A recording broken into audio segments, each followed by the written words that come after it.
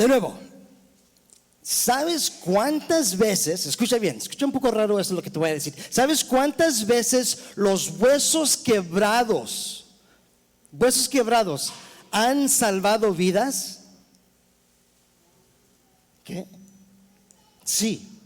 Huesos quebrados han salvado vidas. Miles de personas que han tenido una caída, un choque, han sido salvos por sus huesos rotos. Algo más tremendo que eso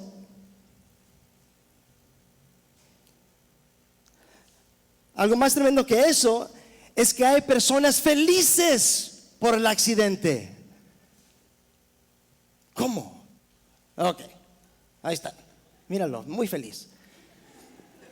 Hay personas felices por esto.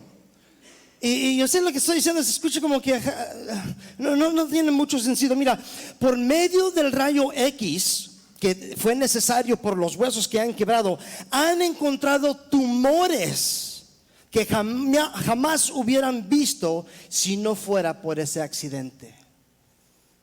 ¿Ahora me entienden?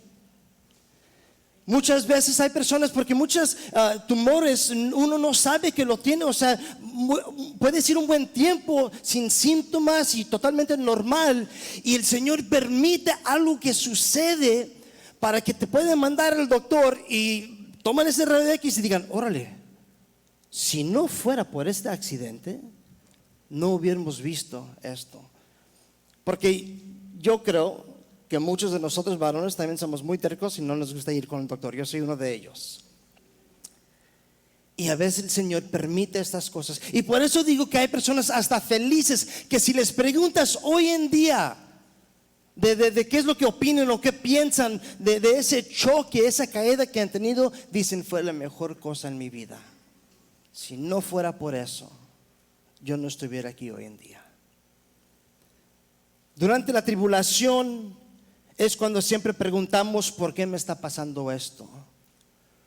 Señor, yo te he servido, he sido fiel y ahora andas sufriendo una gran batalla. Pero es esa misma tribulación que estás sufriendo que puede ser lo que está salvando tu vida, lo que está cambiando tu vida, lo que está transformando tu vida, tu matrimonio. Te aseguro que aquellas personas que sufrieron un choque todavía le dan gracias al Señor. Y de eso es de lo que se trata esta carta. Mira nomás un versículo aquí, Santiago 1:2. Todavía no vamos a entrar, pero míralo. Tengan por sumo gozo, hermanos míos, cuando se hallen en diversas pruebas. Ahí lo está diciendo. Tenga por sumo gozo, no nomás gozo, sumo gozo, hermanos míos, cuando se hallan en diversas pruebas, y luego nos va a decir todos los detalles. ¿Y por qué? Anda sonando un poco feo el micrófono, a ver si me puedes. Normalmente todos los errores o fallas pasan en el primer servicio, pero como que ustedes tienen mala vibra, no sé qué anda pasando aquí ahorita. No se crean. Esta epístola es uno de los más prácticos. No solo habla del carácter de piedad, pero también nos enseña cómo aplicarlo. Entonces, con eso, ¿qué tal si oramos y pedimos que el Señor nos hable? Mi Dios, te damos gracias por tu fidelidad, pidiendo que podamos entender el propósito de cada sufrimiento que tenemos. Aunque no podemos ver el resultado, que podemos confiar que tiene su propósito en glorificarte a ti, Señor, y para ser transformados. Y por eso pido que tú seas el que ministre a tu pueblo. En el nombre de Cristo Jesús, amén.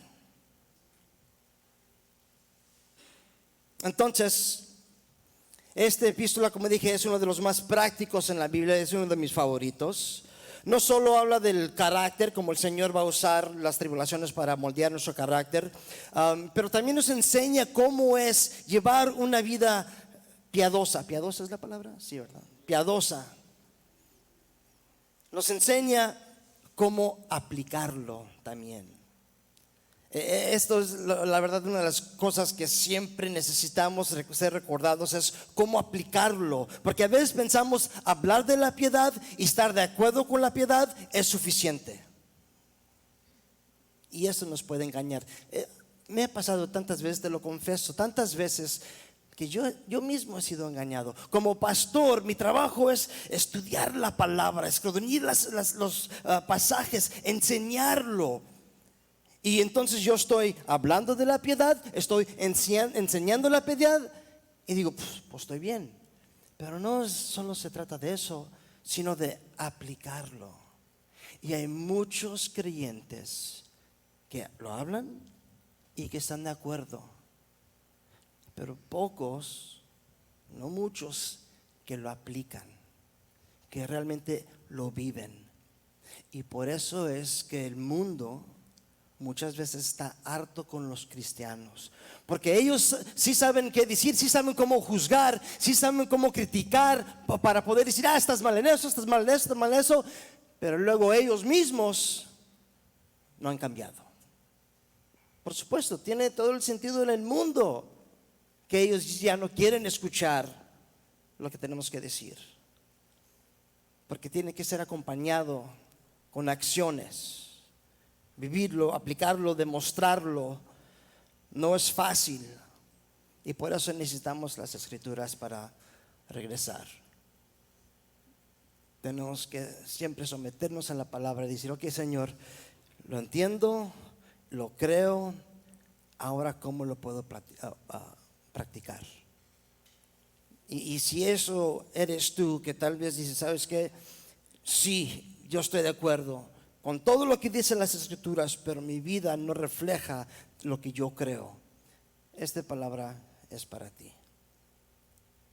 Santiago nos va a explicar la gran diferencia entre una fe superficial y una fe auténtica.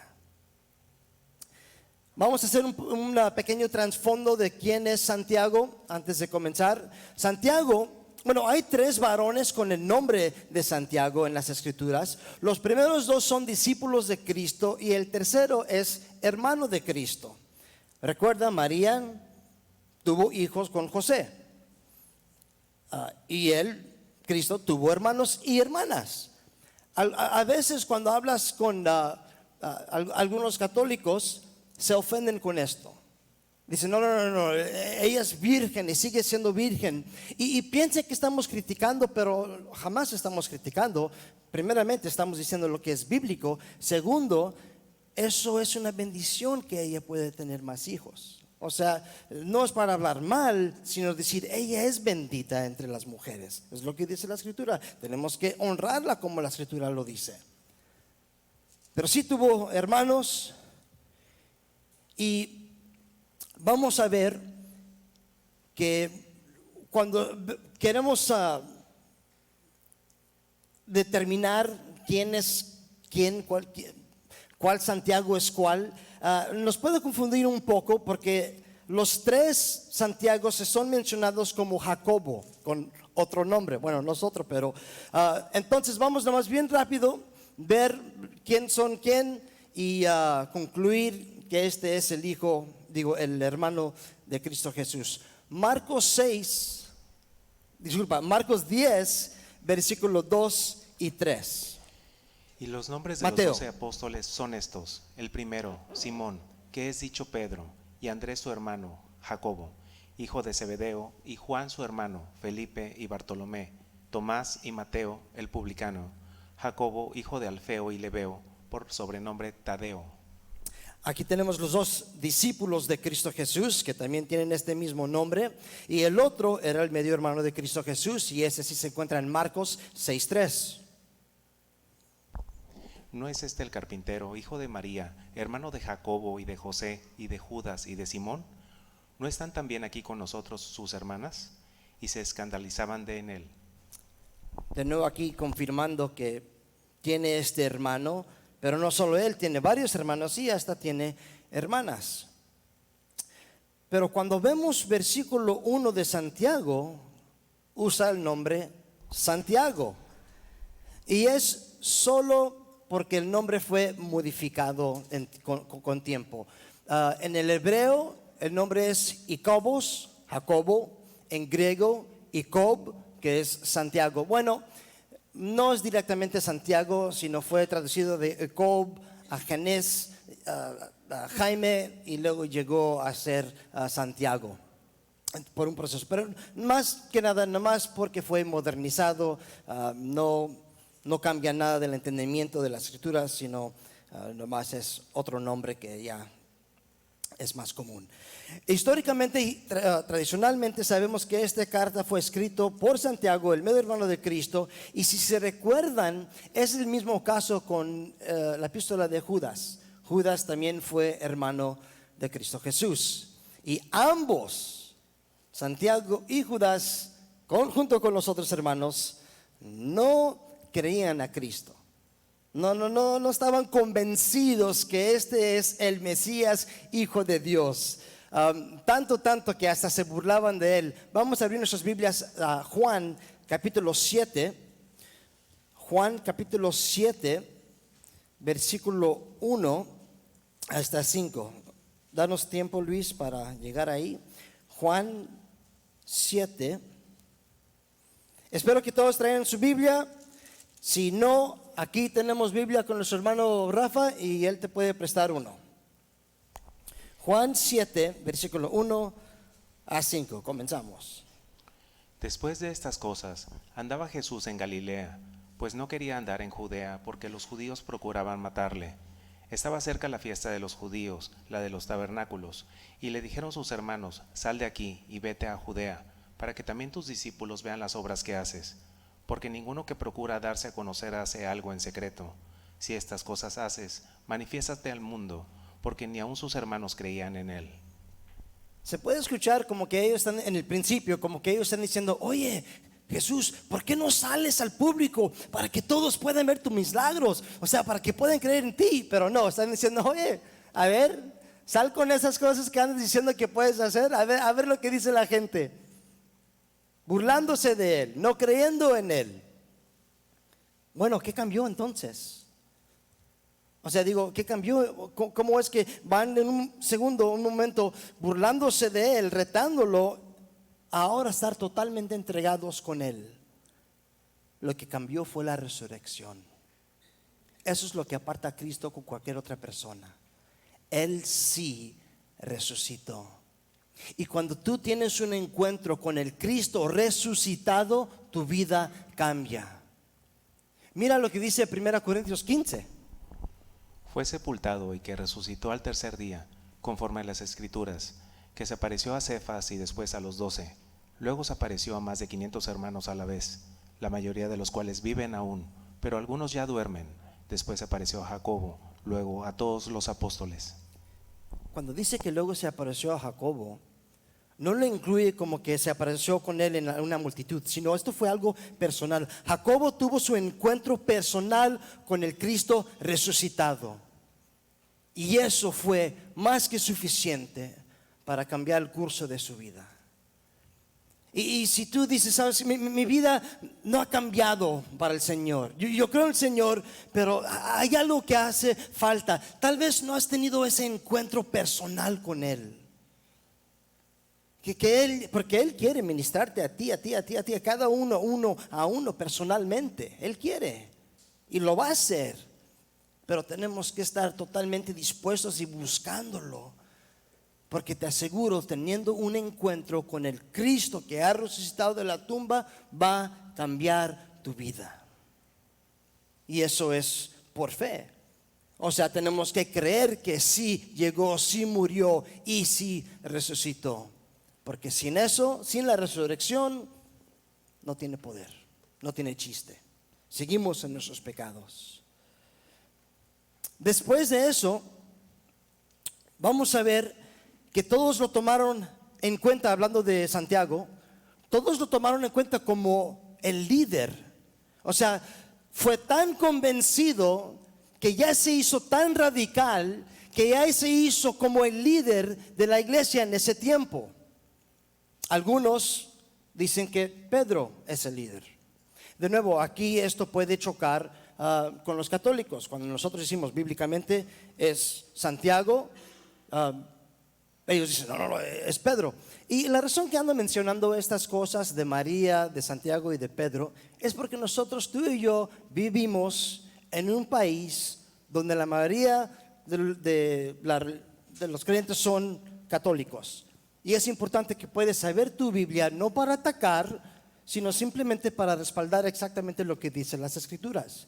Entonces, María, que sí fue virgen, dio luz al Señor, pero después de eso tuvo más hijos. Y aquí de Santiago, siendo el líder, y para mis alumnos, aquí puedes apuntar Hechos 12:17, Hechos 15:13, Gálatas 2:9, donde vemos sin duda, irrefutible, que Santiago es el líder de la iglesia en ese tiempo, y no Pedro. Y cuando digo líder, no estoy diciendo que él debería ser el papa, por supuesto que no, ¿verdad? Ahora, hay mucho debate sobre esta carta. ¿Sabes que no lo querían meter en el canón? El canón es los libros ya recibidos, aceptados para cumplir la Biblia, es lo que es el canón. Ese libro estaba en debate. No estaban totalmente seguros agregarlo o no. ¿Por qué? Porque decían que tenía contradicciones sobre la gracia y salvación por obras. Vemos que él va a poner mucho énfasis en las obras y por eso tenían esa duda. Y también decían que Santiago escribió esta carta para corregir a Pablo. Que leyó lo que dijo Pablo y dijo, oye, no, esto está muy equivocado. Yo voy a mandar otra carta para que todos puedan entender que él está en error y que nosotros somos salvos por obras. Pero hay un detalle con eso. Pablo ni siquiera existía en el mundo de Santiago en ese tiempo. Las cartas de Pablo ni siquiera estaban escritos en ese tiempo. Una de las primeras cartas que salió de la Biblia, del Nuevo Testamento, fue la carta de Santiago, de todos. Entonces, obviamente no lo escribió para refutar a Pablo, porque Pablo todavía no escribió eso. Entonces, no es para aclarar, para decir, no, que somos salvos por obras, no. Sino poner énfasis para poder entender cómo es que fe y obras se complementan uno al otro y no hay ninguna contradicción, sino una clarificación de una fe verdadera. Entonces, con eso comenzamos. Vamos a leer versículo 1 de Santiago. Santiago, siervo de Dios y del Señor Jesucristo, a las 12 tribus que están en la dispersión, salud. Esta tarde es el único versículo que vamos a estudiar. Santiago, un siervo de Dios. Pero no lo dice como si fuera un título de gran posición, sino simplemente soy un dulos. Y eso lo hablamos con la vida de Pedro, que él dijo que era un dulos. ¿Qué es un dulos? ¿Se recuerdan? Un esclavo por tu propia voluntad. Decir que ya eres libre, ya tomaste tu tiempo, cumpliste con tu contrato de ser esclavo, puedes ir, pero dice no, pero yo quiero regresar y trabajar contigo ya de aquí indefinitivamente. Y lo hicieron porque obviamente el amo los trataba muy bien, tenían buen vínculo con ellos. Y él está diciendo, yo soy un esclavo. Su título entonces es simplemente siervo.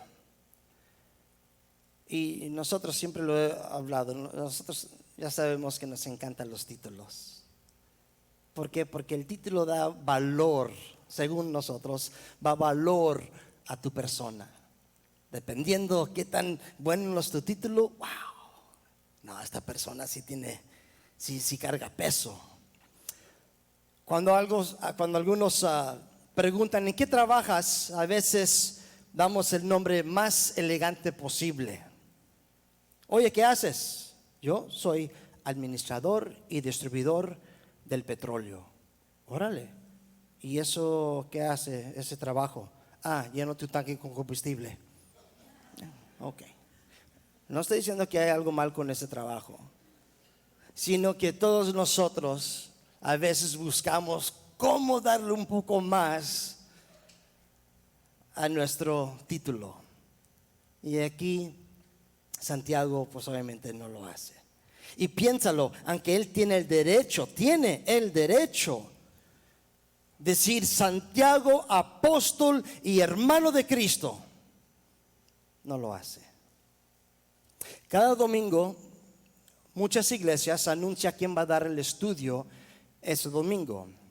Igual nosotros también anunciamos a veces cuando quién va a dar el estudio. Y creo, siendo totalmente honesto, creo que si yo fuera hermano de Cristo, nuestro anuncio diría, domingo 17 de julio, Santiago, por medio del pastor Hassan Villegas, pero yo le agregaría una cosita más en paréntesis. Hermano de nuestro Señor Jesucristo, para que lo sepan. No más por si tienes la duda, soy hermano de Cristo Jesús. Claro, qué ventaja, ¿verdad? Podemos llenar aquí este templo 3, 4, 5 veces. Porque así es el hombre. Y aquí no busca su fama. Porque ¿sabes lo que sería eso? Es buscar mi gloria, mi reconocimiento. Santiago no busca eso, no quiere eso, a lo contrario. El creyente quiere que Cristo sea glorificado. Regresando aquí, versículo 1 dice, Dios y del Señor, siervo de Dios y del Señor Jesucristo. Poniendo los dos en el mismo lugar aquí de honor, demuestra que ambos son uno. Servimos un solo Dios en tres personas. Y ya sabemos que no podemos servir dos amos. Eso ya lo dice la Biblia, no puedes servir dos amos. Vas a amar uno y odiar al otro. Pero en este caso, servir a Cristo es servir a Dios. Y servir a Dios es servir a Cristo. El momento que separas Cristo y Dios, has cometido un grave error. Un ejemplo, hay algunos que dicen, solo bautizamos en el nombre de Cristo. La Biblia dice en Mateo 28 que bautizamos, Cristo nos dijo, bautizar en nombre del Padre, el Hijo y el Espíritu Santo. Y luego hay esas personas que dicen, no, solo bautizamos en el nombre de Cristo. ¿Por qué? Bueno, ellos han leído un versículo y lo han mal interpretado. Mira Hechos 2:38. Entonces Pedro les dijo, arrepiéntanse y sean bautizados cada uno de ustedes en el nombre de Jesucristo para perdón de sus pecados, y recibirán el don del Espíritu Santo. Y dicen, ya ves, ahí está Pablo diciendo que ya no debemos de bautizar en nombre del Padre, del Hijo y del Espíritu Santo. ¿Está diciendo eso? Está diciendo Pablo, está enseñando Pablo en decir esto, que ya, Pedro, que ya no debemos de bautizar en nombre del Padre, del Hijo y del Espíritu Santo. No está enseñando eso. Eso es poner una interpretación en la escritura que no está ahí. Simplemente nomás menciona a Cristo. Pedro sabe, mencionar a Cristo es mencionar Padre, Hijo y el Espíritu Santo. Cuando nosotros hablamos hoy en día en una manera muy práctica, y la Biblia fue escrita en una manera muy práctica, ¿verdad? En lenguaje de día a día. Tú y yo no siempre decimos, Dios Padre, Hijo y el Espíritu Santo te bendice. Dios, Hijo, el Espíritu Santo, pedimos por esto. No, muchas veces, a veces nomás decimos Dios, a veces Espíritu Santo, a veces Cristo, porque sabemos que los tres son uno. Entonces el hecho que Él lo dice jamás está dando una nueva enseñanza. Eso es falso y eso es sumamente peligroso. Negar a la deidad de Cristo es herejía. Lo es. Mira, 2 Juan 1:7. Pues muchos engañadores han salido al mundo que no confiesan que Jesucristo han venido en carne. Ese es el engañador y el anticristo. Cuando dice que no confiese que Jesucristo ha venido en carne, está diciendo Dios en carne. Están diciendo que ellos andan proclamando que Dios no ha llegado en carne. Y el que enseña eso es engañador y anticristo. Por eso digo, es muy importante entender que Cristo sí es Dios, y separarlos ya cometes un error. Cuando ellos dicen no, solo es en Cristo, pues ya perdiste el entendimiento de un solo Dios en tres personas. Ok, regresando al texto, luego dice a los 12 tribus que están en la dispersión. Primeramente déjame aclarar, esta carta no solo está escrito a los judíos, porque cuando leemos eso a los 12 tribus, entonces está hablando con ellos, no está hablando con nosotros. No. Debe ser obvio. Pero hay personas, de nuevo, que ignoran algunas epístolas porque dicen que solo es para los judíos, como Santiago, como Pedro, Juan y Judas. Esos fueron escritos para los judíos, y todo lo que escribe Pablo es para los gentiles. Eso es ridículo. Eso no es bíblico. Vamos a ver un versículo que arregla todo eso, 2 Timoteo 3, 16, 17. Toda escritura es inspirada por Dios y útil para enseñar, para reprender, para corregir, para instruir en justicia, a fin de que el hombre de Dios sea perfecto, equipado para toda buena obra. Hay tres cosas muy importantes aquí. Lo primero, toda escritura.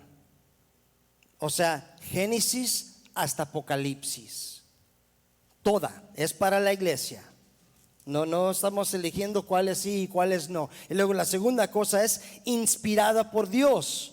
Dios está hablando a todos, como iglesia, judío con gentil. Y luego es útil para enseñar.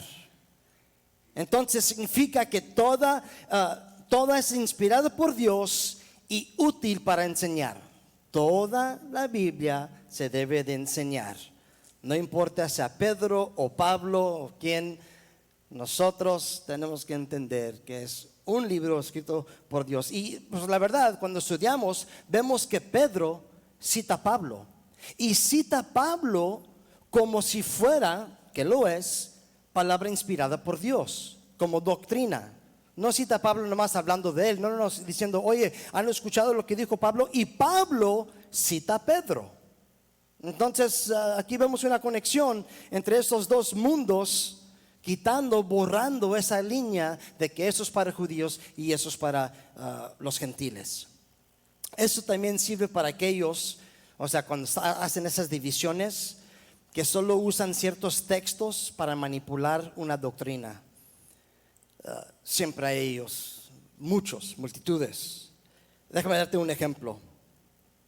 Regresando al versículo 1, dice a los 12 que están en la dispersión,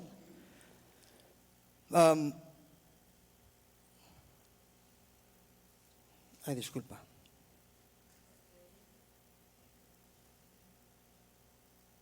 Disculpa, me estoy adelantando. Ok, regresando aquí al versículo, que están en la dispersión. Está hablando de los 12 tribus y los que están en la dispersión. Bueno, ¿qué pasó? ¿Por qué hay una dispersión? Bueno, hay dos maneras en cómo podemos ver esto, y creo que las dos son correctas. Estudiando Isaías, que lo estamos haciendo cada miércoles, y los invito a que pueden llegar, si no, conéctate. Es un libro muy importante, buenísimo, profético y práctico al mismo tiempo, porque a veces pensamos, nomás es puro profecía de Cristo y su primera venida. No, es Cristo, su primera y segunda venida. Bueno, estudiando Isaías, sabemos que Israel ya estaba dividido en dos partes, norte y sur, Israel y Judá. Ambos en ese tiempo de Isaías estuvieron en gran pecado, y como no se querían arrepentir, Dios mandó los babilonios y los sirios para llevarlos cautivos, jalarlos de su tierra para estar aquí en Babilonia, en una tierra muy lejos. Y entonces cuando ellos salieron de ahí y ya terminando el reino de los babilonios, terminando el reino de los sirios, ellos ya salieron por todo el mundo.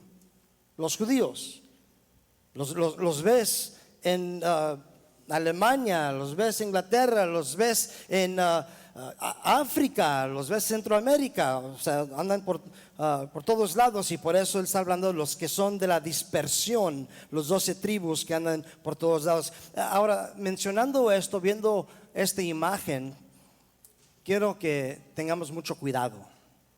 De ahí sale una falsa enseñanza, una que se llama raíces hebreas. Y es una enseñanza que te están obligando a regresar a la ley. Dicen, mira, si tú buscas tu genealogía, puedes encontrar tus raíces hebreas. Okay. Se puede escuchar como que no es nada tan malo. Bueno, que puedes escuchar, puedes buscar tu genealogía y ver qué es esto, que ver que tú eres parte de esta tribu. La cosa es que no es nomás por saber que eres judío, sino con el fin de regresarte a la ley. Y eso obviamente es el gran peligro. Pero cuando hablamos aquí de que ellos animan, porque sí lo hacen, animan a la gente a buscar su genealogía, que la Biblia jamás dice eso. Bueno, vamos a ver lo que dice aquí 1 Timoteo 1, 3 y 4. Como te rogué al partir para Macedonia que te quedaras en Éfeso para que instruyeras a algunos que no enseñaran doctrinas extrañas, ni prestaran atención a mitos y genealogías interminables, lo que da lugar a discusiones inútiles en vez de hacer avanzar el plan de Dios que es por fe. Así te encargo ahora. Totalmente lo contrario. La Biblia jamás enseña, mira, tienes que buscar tu genealogía, tienes que ver si eres judío. No, dice, oye, no andes gastando tiempo en estas cosas, en esos mitos, en genealogías interminables, porque siguen y te lleva por un camino que no tiene nada que ver. Y luego dice lo que da lugar a discusiones inútiles, porque solo causa pleitos, en vez de hacer avanzar el plan de Dios que es por fe. Este plan que ellos enseñan, los raíces hebreos, te lleva ¿a qué? A la ley. Y aquí él está diciendo, no, tenemos que avanzar el plan de Dios que es por fe. Totalmente lo opuesto. Eso es decir, avanzar el evangelio de Cristo Jesús. No es nada malo. Bueno, primeramente la ley, ya lo hemos hablado. No es nada malo si tienes la curiosidad. Si llegas de ese tribu o algo así. Bueno, aquí Pablo no lo sugiere. Mi esposa también es judía, o sea, llega de familia judía. Y chido, genial, qué bueno. Pero sabes que estamos bajo la gracia. No cambia nada. Y siempre lo que veo, y lo he visto muchas veces, estos movimientos que son de cristianos, iniciando así, regresan y comienzan a involucrar ley. La ley es buena, pero lo que pasa es, ya siempre los ves publicar más ley, y Cristo ahora tomó lugar. Si estamos en un carro, Él tomó un lugar en el asiento de atrás. Antes era Cristo, pero se emocionan, ahora soy judío y es ley. Y dice, no somos salvos por ley, pero sí lo tenemos que guardar y aplicar. Pero siempre notas que el énfasis es ley y Cristo pues ya no se menciona. Ok, recuerda, ¿está claro eso? Sí, espero que no los confundí. Recuerda que dije que hay dos maneras en que los judíos salieron dispersos. La primera es eso por Babilonia y Siria, que salían por todo el mundo. La segunda razón es por la dispersión fue por persecución. Ya en los tiempos de Cristo, Cuando la iglesia ya estaba creciendo, llegó un fuerte persecución, comenzaron a matar y encarcelar cristianos y ¡fum! Se fueron. Entonces Santiago también puede estar dirigiéndose no solo a esos 12 tribus como él menciona, pero también a esas personas que ya son dispersos por todos lados por causa de la persecución. Y podemos ver que esto inició en Hechos 12. Bueno, el primer mártir fue Esteban, pero ya la persecución oficial inició aquí en Hechos 12. Por aquel tiempo el rey Herodes echó mano a algunos que pertenecían a la iglesia para maltratarlos. Hizo matar a espada a Jacobo, el hermano de Juan. Aquí comienza. Él echó mano a algunos que pertenecían a la iglesia para matarlos. Y mata aquí el segundo creyente. Esteban fue uno que fue un diácono en la iglesia, pero Jacobo, ahora él fue uno de los apóstoles, uno de los discípulos directos. ¿Y por qué hizo esto Herodes? ¿Qué fue el plan? ¿O qué fue el propósito? Podemos pensar, bueno, tal vez porque ellos estaban pues contradiciendo el gobierno y haciendo cosas en contra, pero no, espera. Pablo enseñó a los creyentes obedecer las leyes del gobierno, ¿sí o no? Entonces sabemos que no fue por eso. O tal vez ellos querían formar una rebelión en contra del gobierno, o sea, oficialmente. No había ninguna rebelión. A lo contrario, los cristianos fueron uno de los mejores ciudadanos en ese tiempo. Respetaban la ley. Hacían sus negocios rectos en un tiempo muy chueco, en un momento donde todos estaban haciendo las cosas, robando y sus tranzas y todo eso, ellos no. Entonces, ¿por qué? ¿Qué es el motivo oficial para perseguir a los cristianos? Mira el versículo que sigue. Y viendo que esto agradaba a los judíos, hizo arrestar también a Pedro. Ahí está. Viendo que esto agradaba a los judíos, hizo arrestar a Pedro. Por eso,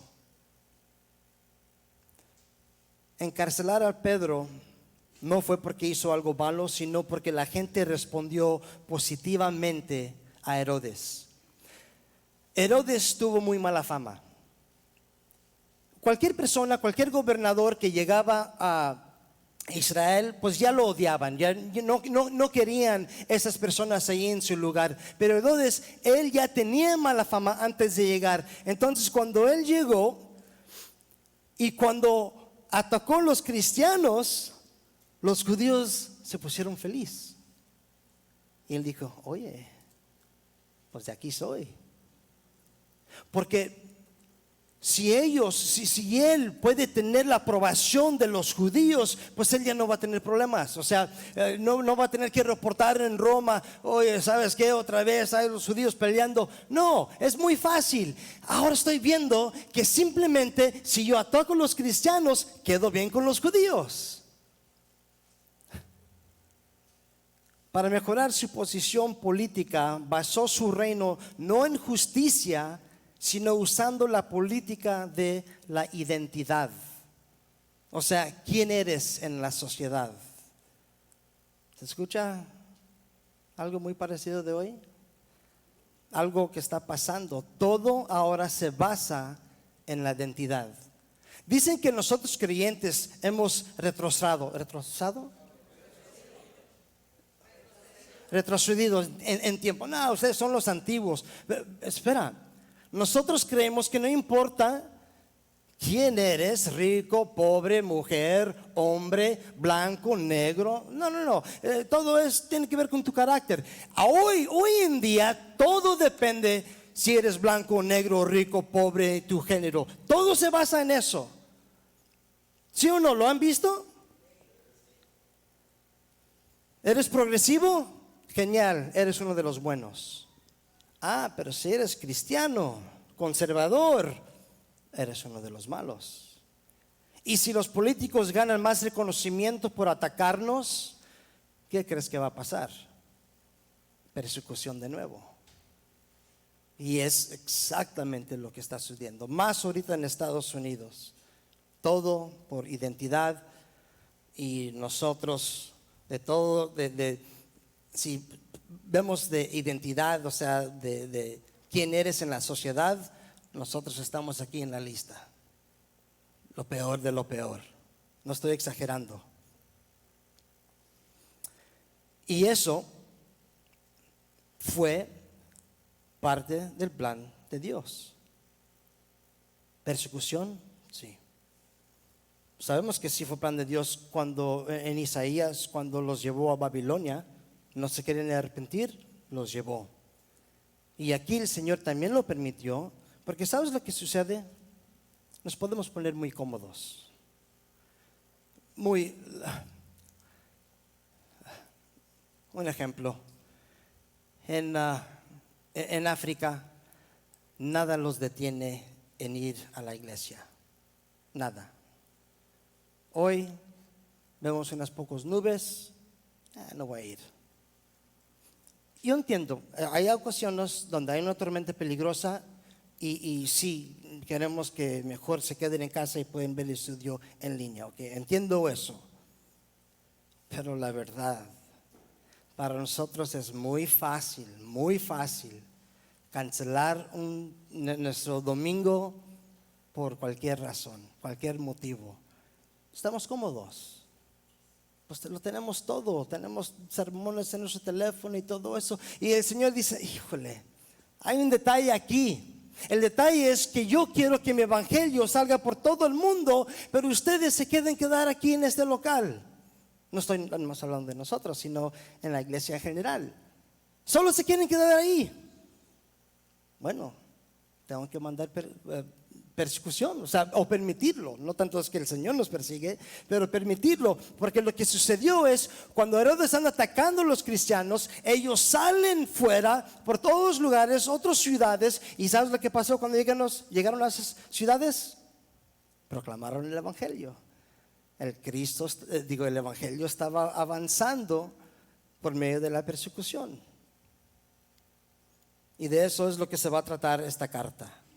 Dios usando lo difícil para transformar tu vida, transformar tu carácter con el fin de perfeccionarte.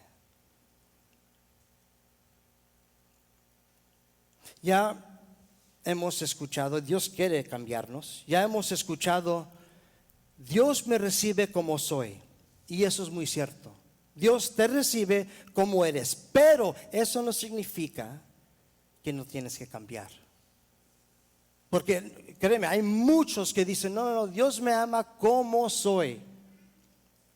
Te recibió como eras, o sea, como pecador, como lo peor de lo peor. Sí, te aceptó, pero ya entrando, no puedes usar esa excusa que no, el Señor me ama exactamente como era antes de llegar.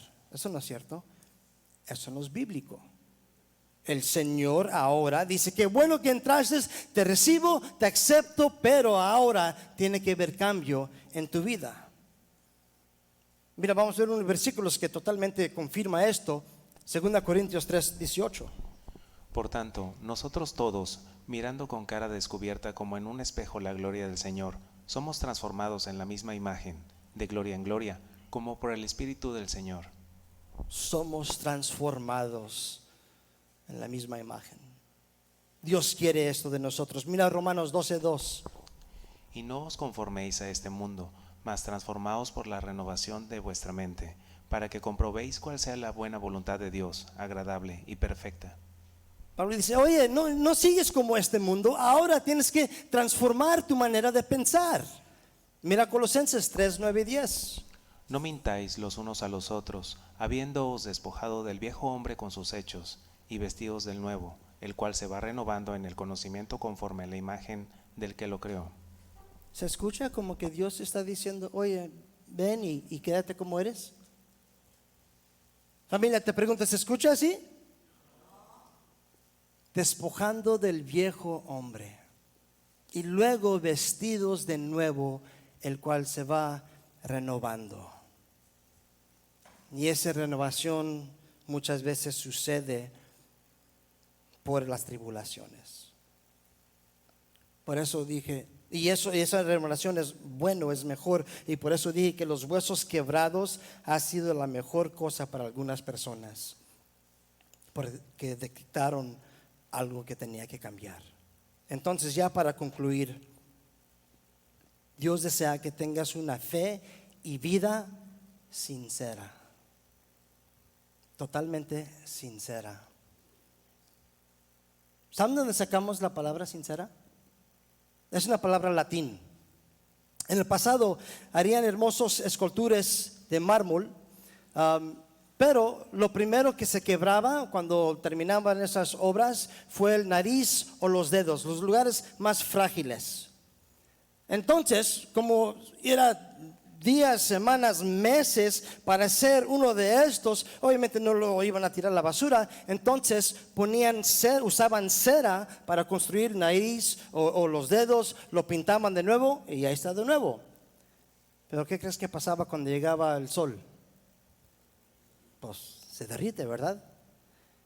Y pues ya se ve feo, se notó que, espera, esto no es totalmente mármol. Entonces, la gente cuando compraban esas cosas decían, dame uno sin cera.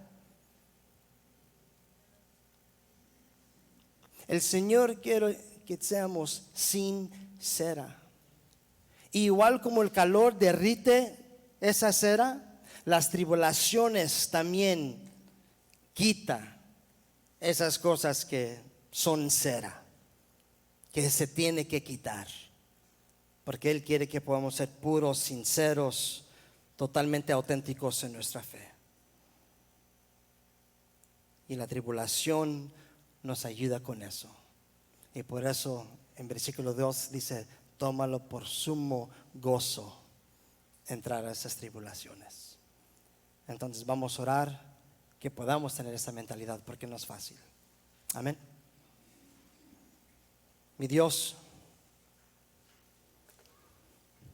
gracias como siempre por tu palabra. Pedimos por nosotros que estamos pasando por un tiempo difícil. Aunque no entendemos qué anda pasando, por qué sucede lo que sucede, que podemos ahora aceptarlo, recibirlo y permitir que tú hagas tu obra en nuestra vida. Pido, Señor, que también para nosotros que a lo mejor no tenemos una tribulación, que nos prepares cuando nos llega esos momentos de tribulación. Que estemos determinados de seguir adelante y que podamos terminar siendo transformados a tu imagen. Necesitamos que tú nos ayudes, mi Dios. Señor, también te entregamos nuestros diezmos y ofrendas. Que se use cada peso para tu gloria. Que puedes bendecir cada persona que puede y no puede dar. Que multipliques la ofrenda, Señor, para cubrir todos los gastos. Y que se use para avanzar tu reino. Pedimos estas cosas en el nombre de Cristo Jesús. Amén. Amén. ¿Listos para Santiago? ¿Listos para Santiago? All right. Vamos a alabar al Señor.